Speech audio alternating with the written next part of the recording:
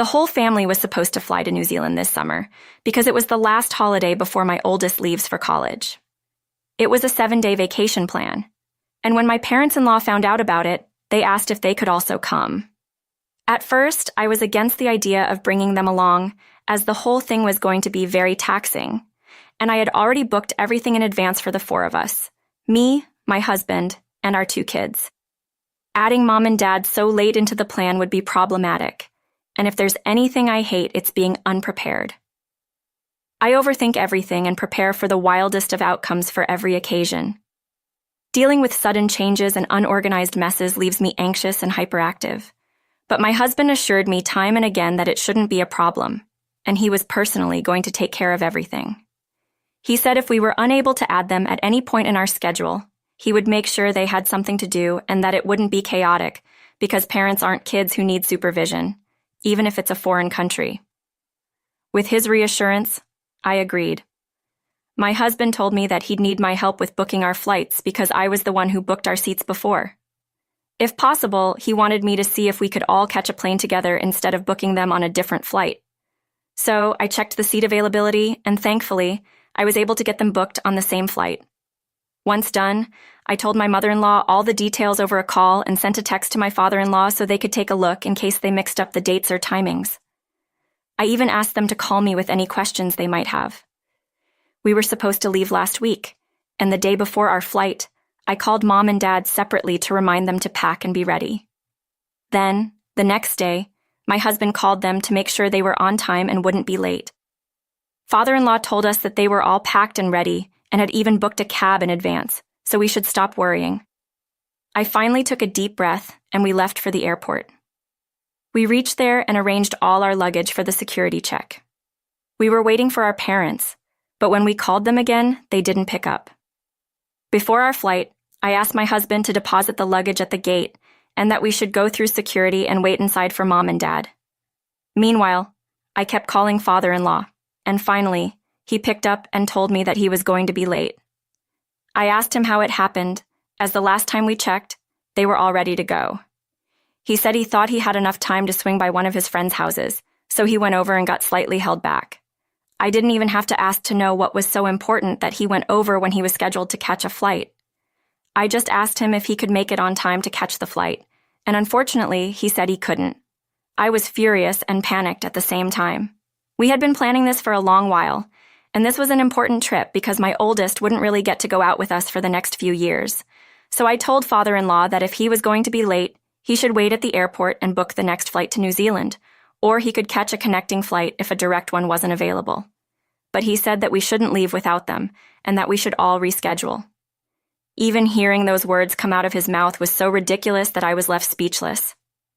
Never mind the money that would be a waste if we rescheduled all our flights.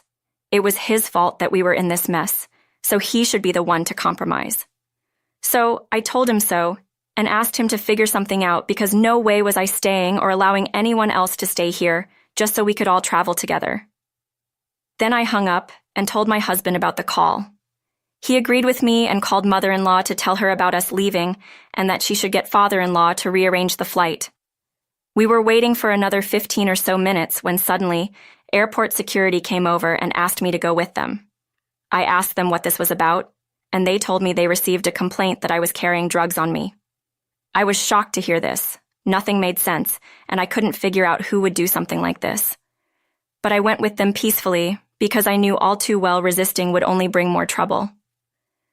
They didn't let my family come with me, and I was detained at the airport for 5 hours while they went through all of my possessions and literally tore through my bags.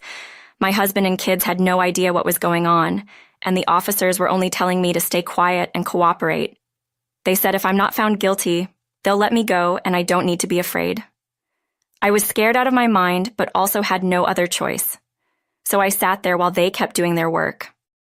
When they didn't find anything on me and checked the security footage to make sure I didn't drop the drugs off somewhere, they finally had nothing else to keep me there and let me go. Before leaving, I asked them who gave them a false tip, and they didn't answer me. Later, I found out from my mother-in-law that it was father-in-law who called in anonymously to make us miss our flights because he didn't want us to leave without them. That sent me over the edge. I snapped at my father-in-law, who used his pettiness to literally cost us thousands of dollars and even filed false accusations against me. So I told mother-in-law about his gambling habits and how I caught him last Christmas gambling with his friends. When I confronted him, he said he's using his own money, so I shouldn't meddle in his affairs. But I bet he was gambling today with his friends, and that's why he was late in the first place. I bet father-in-law didn't think I'd snitch on him about something I found out months ago. But if he's willing to go to such lengths, then I'm not letting him get off easy. I was so mad that I refused to go with father-in-law on our trip, and mother-in-law also walked out of the airport after finding out the truth about all those excuses father-in-law made for losing money. Eventually, only my kids, my husband and I went on our trip, which was cut short to 6 days. I talked to my husband about filing a report against father-in-law for wrongfully accusing me and getting me caught, but he's been trying to convince me to let it go and move on. But I'm not sure that I could let father-in-law get off that easily. Will I be an a-hole if I call the cops on him? I found out that over the week when we were out of the country, my mother-in-law forced my father-in-law to show her his bank statement, and it turns out he's been losing money for a long time. She didn't notice it until now because their finances are separate, and they believed in letting people have their individualistic freedom. But now that she knows how broke father-in-law is, she is doubling down on him and asking him to hand over his finances to either her or my husband. She told me that by the looks of it, he's addicted to betting large amounts and the times he asked her for money, saying he doesn't want to go to the bank, he's been using it to gamble. She also told him that if he doesn't quit this habit, she's going to leave him for good. I don't know if threats would work on father-in-law, but it's clear that mother-in-law really had no idea about what he did, and she isn't the type to put up with nonsense either. She was mad at me before for not telling her sooner, but now that she is using all her emotional strength on father-in-law, she could barely manage to be mad at me. Anyway, after hearing the things that were going on, I am again conflicted over whether or not I should press charges against father-in-law. It's the 3rd week since the incident at the airport, and I told mother-in-law today I'm going to call the cops and tell them what father-in-law did to me. I know it's late and I should have done this the minute I found out it was him, but my husband really tried to convince me otherwise, and just for the sake of it, I gave his viewpoint a chance. But I'm still just as angry and frustrated as I was that day, and I can't sit tight anymore. That's why my mother-in-law told me that she doesn't care one way or the other if I do go ahead, and she has decided to leave that man. Apparently, father-in-law is still gambling, and he refuses to listen to mother-in-law. She said that she wants him to suffer the consequences of his actions, and a few years in prison would be good for his attitude. I can't believe she'd offered to help me literally put father-in-law behind bars, but here she was, offering to be the witness who heard the anonymous call to the cops, and I'm grateful to her for that. So I'll go ahead and fight against father-in-law, whether or not my husband agrees. I know it's been a long time, and I should have updated you all about what's happening, but things were so chaotic and messy that I couldn't even bring myself to come online and type out my problems. I fought against father-in-law with only my mother-in-law supporting me, and my marriage was suffering all this time as I refused to let my husband's dad go off that easily. Our differences reached a point where he even said he's going to divorce me if I kept at it, and giving me threats was the last thing he could do. I told him to leave the house and never return if he thinks it's okay for me to waste half a day and thousands of dollars just because his dad wanted to travel together. Of course, that was all about the heat of the moment for my husband, and he wasn't going to leave me. But I was very serious. I don't want a guy who can't even stand by me in my decisions. A few weeks later, my husband begged me not to do it and to take him back. I told him my conditions for giving him another chance. I told him he'd come with me to couples therapy every week and would go no contact with his dad. He took his time but agreed on both my conditions, and so we've been trying to make it work. This was the main reason I wanted not to type out what's happening, as it was just too painful. NTA. The OP is definitely not the a-hole, and that father-in-law deserves to suffer the charges. Falsely accusing someone and getting them in trouble with TSA is no joke, and he needs to serve time for what he did. NTA at all and don't even think anymore, just press charges and make him pay. TSA is very notorious about how aggressive it can be, and if that was father-in-law's joke, then it wasn't a funny one. About 2 weeks ago, a former friend who I will call Casey, 24, female, and I, 22, female, ended our friendship. It wasn't over one thing in particular, but we kept having small fights that eventually soured our entire friendship. We decided that it would be better off if we stopped talking. Even though I cut contact with Casey, a lot of people in my friend group didn't. I was okay with them still being friends with Casey, as long as they knew that I was not comfortable being around her for now. A few days ago, my friends and I decided to throw a small party to celebrate one of our friends, Caleb's, 22, male, recent promotion at work. I knew that Caleb was still friends with Casey, but I thought that she wouldn't be invited if he knew I was going. When I got to the party, I saw that Casey was already there talking with a few guests. When she spotted me, she leaned in closer to the people she was speaking with and started whispering about something that I couldn't hear. Everyone then looked at me and started laughing. This happened about 2 or 3 more times over the course of the entire party. I tried to ask a few people what they were laughing at, but I kept getting vague answers or got brushed off. I got fed up, gave Caleb my congratulations, and decided to leave the party early. The next day, I asked everyone in my friend group if they knew that Casey would be invited to the party, and they all replied that they did. I asked why no one warned me that Casey would be there since they knew that her being there would hurt me. I was then told that it would have been selfish of me to not want Casey to be there since Caleb is still friends with Casey, and it was his celebration. I said that it would have been fine if Casey was there, just that I would have liked to know first so that I could prepare myself or skip the party entirely. They said that it would have been rude of me to skip the party since it was for Caleb's promotion, and that they didn't tell me Casey would be there because they knew that I'd want to skip. I brought up the fact that I thought it was rude that Casey was talking about me throughout the entire party, and no one told her to stop. Someone asked if I actually heard what Casey was saying, and I said no, but I could assume from people's reactions. They said that since I wasn't close enough to hear, I couldn't know for sure if Casey was bad-mouthing me or not, and I probably only thought so because I have bad history with Casey. I was told I was blowing things out of proportion and that I shouldn't make everything about me. I was kicked out of the friend group after that. Ada, YTA? Your so-called friends, including Caleb, are friends with Casey. You should have anticipated that Casey would be at the party. Honestly, the people you are hanging out with don't seem like good friends if they were indeed laughing at remarks made by Casey that were directed at you. Without knowing what these people were saying, I can't give a fair judgment. However, the fact that they readily kicked you out of their group should speak volumes about what they really think of you. It's not easy, but try making new friends. Easily NTA if someone's presence bothers you. It's okay to expect people to warn you so you can make a decision. Next time, just get out if they pull this on you, and if you're uncomfortable.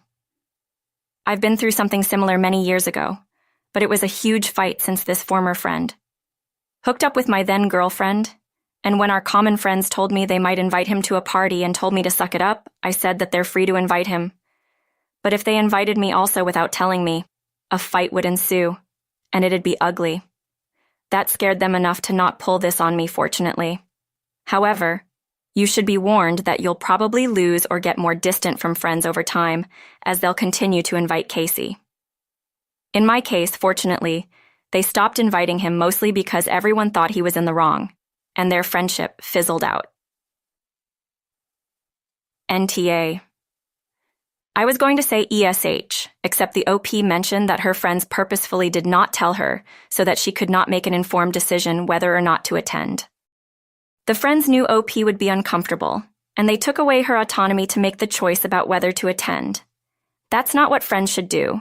They should have told OP, encouraged her to be there for Caleb, but ultimately respected her decision to protect her own mental health in the way she sees fit. OP never demanded that they not invite Casey, which would be an AH move. I, 24, female, took a DNA test last month. When it came back, I had 96% Chinese in my results. My mom is Chinese and my dad is Korean, but there was no Korean in the test. I know these tests aren't especially accurate, but I thought it was interesting and shared it with my mom, intending to also share it with my dad. My mom got really nervous and told me not to share it with him yet. I wasn't sure why, but agreed. Last week, she gave me the details of a sperm bank she had used. She told me when she was trying to conceive but couldn't, and my dad blamed her. She said he was infertile but refused to get himself checked, believing it wasn't possible he was sterile. His parents, my grandparents, tried to get him to divorce her. My mom had very little formal education or way to support herself and got herself pregnant via a sperm donor.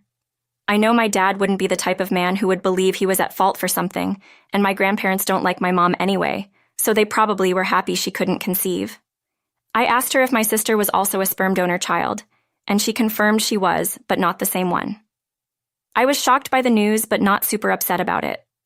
My parents are good to me, and I feel loved.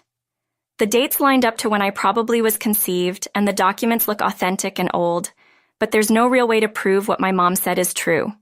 Whipta for not telling my dad?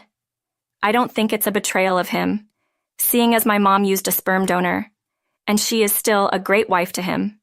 But in our culture, if the child isn't the father's, even if it's via sperm donor, knowingly or not, it's a big deal. Passing on your line to your genetic children is always preferred to even adoption. I'm less sure about my sister. She's 4 years younger than me, 20, female. How she would take the news, I don't know. I want to tell her, but I don't know how she will respond. NTA, actually. YWBTA for telling him. And this could even place your mother in danger. What she just disclosed to you is a history of abuse. Her husband blaming her for infertility, refusing to get checked out. Though as it turns out, the problem probably was his, leveraging his family against her, and threatening divorce because she couldn't magically impregnate herself. NTA. Not everything needs to be told. You know why your mom did it. I personally think your dad and his family are complete AHs for their reaction to her not getting pregnant, but I understand the cultural pressures. It would hurt everyone to tell, and it doesn't seem it would hurt anyone not to.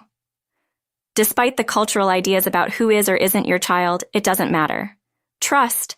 There will have been many, many, many such cases throughout history, and those who never knew never cared. What does it really matter if you're not genetically his? Your parents love you. You love them. Unless you want to throw it in his face